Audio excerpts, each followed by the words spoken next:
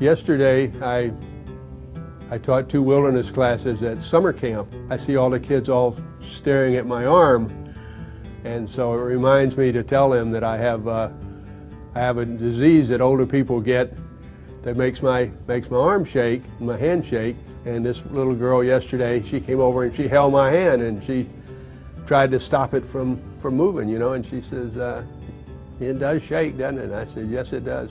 I first noticed my Parkinson's because of the tremor, and I read about the Parkinson's Institute and called and made an appointment. On the appointment slip it says, why are you coming here? And I put on there, I want to know what I've got. And I saw Dr. Wong, and he diagnosed a definite Parkinson's. Parkinson's disease is one of the major neurodegenerative diseases of aging, Alzheimer's being the other.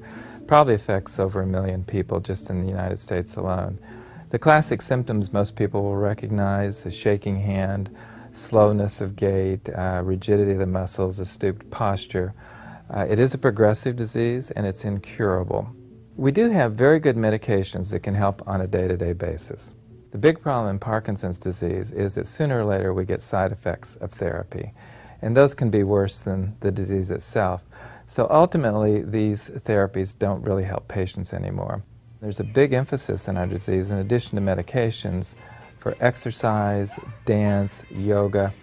Anything that helps with movement and keeps patients moving seems to be of benefit in this disease, and we believe it's as important as the medications. There's a desperate need to find some way to intervene to stop the progression of the disease or reverse the progression of the disease. That's the major focus in the Parkinson's field right now.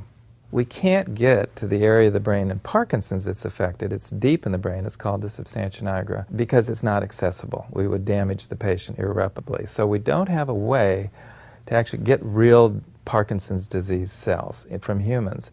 With the CIRM grant, we actually will have the funding to get cells from living Parkinson patients, skin cells say, drive them back to stem cells with new technologies, and then forward to those very same cells that die in Parkinson's. Once we've done this, we will have for the first time the opportunity to study disease mechanisms in a culture dish, a way we never could before, but I think even more importantly, to test for new drugs to treat the Parkinson's disease patients, and that could be revolutionary. One of the most important things, in my opinion, in terms of both medical research and patient care, is that they somehow communicate with each other.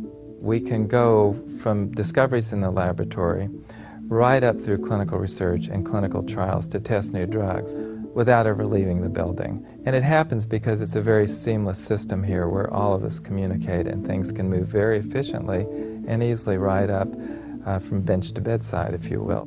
I'm not a technical person. I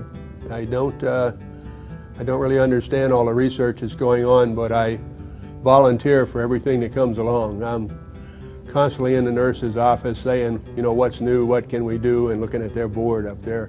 There is some urgency, as Michael J. Fox points out. There is some urgency. We're getting older, and we would like to see the cure in our lifetime.